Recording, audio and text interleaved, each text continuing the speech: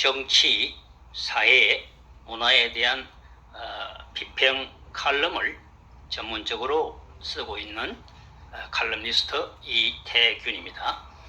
저는 동아일보를 비롯해서 전국의 각 일간지에 칼럼을 기고하고 있습니다. 오늘은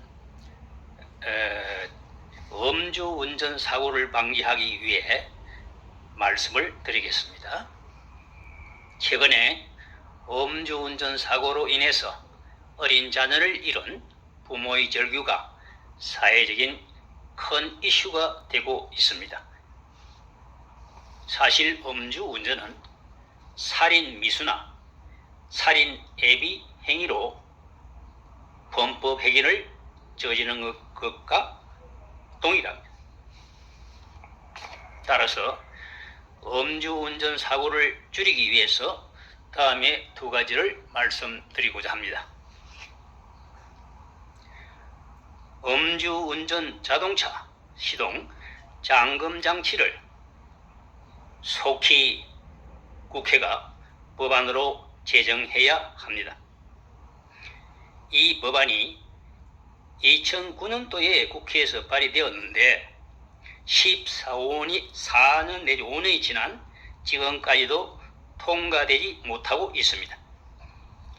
여야를 막론하고 내년 총선을 향해 자당에 유리한 정치 행위에만 몰두할 뿐 진정으로 국민을 위하고 국가를 위한 법안 제정에는 매우 인색한 편입니다. 미국의 경우 50개 주에서 음주운전 시동 잠금 장치를 자동차에 설치한 결과 19%의 음주운전 사고가 줄었다는 통계가 나와 있습니다. 국회가 국민의 헬세만 축내면서 민생과 국민들의 생명을 지켜줄 법안에는 무관심해서야 되겠습니까? 속히 시동 잠금 장치 법안이 국회에서 마련돼야 하겠습니다. 두 번째, 음주운전 사고자에 대한 처벌 강화입니다. 미국은 이러한 범죄 행위의 피고인에게는 무기징역을 때리고 있고 일본에서는 29년 징역형을 주고 있습니다. 그런데 왜 우리나라는 기껏해야 3년 내지 5년의 징역형 뿐입니까? 국회가 중지를 모아 보다 강한 처벌이 이루어질 수 있도록 처벌 강화 법안을 마련해야 합니다. 왜냐하면 음주운전은 살인 미수와 같은 행위이죠. 그런데 3년 내지 5년 행위 있음에도 불구하고 판사들의 재량에 따라서 솜방망이 처벌을 하고 있다는 사실입니다. 처음으로 저지른 초범이고 반성하고 있다 이런 등등의 정상을 참작하는 사유를 빼면서 아주 솜방망이 처벌을 하고 있는 거죠. 그러나 대박과 한번 생각을 해보자고요. 만약 판사들의 자녀가 음주운전자에 의해서 목숨을 잃었을 경우에도 이러한 처분을 하겠는지, 이 물음에 만약 자신있게 예라고 답할 수 있는 판사가 있다면 그 판사는 음주운전 피고인에 대해서 재량을 베풀어도 할 말이 없다 하겠습니다.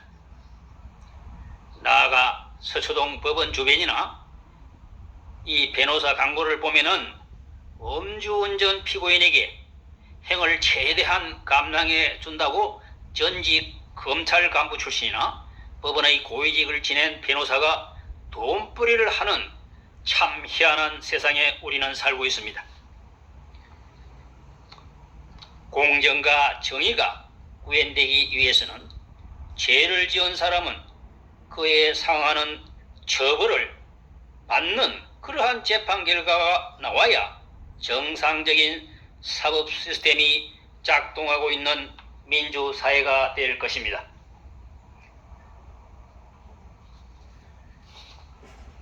제 방송을 보는 국민 여러분, 어떻습니까?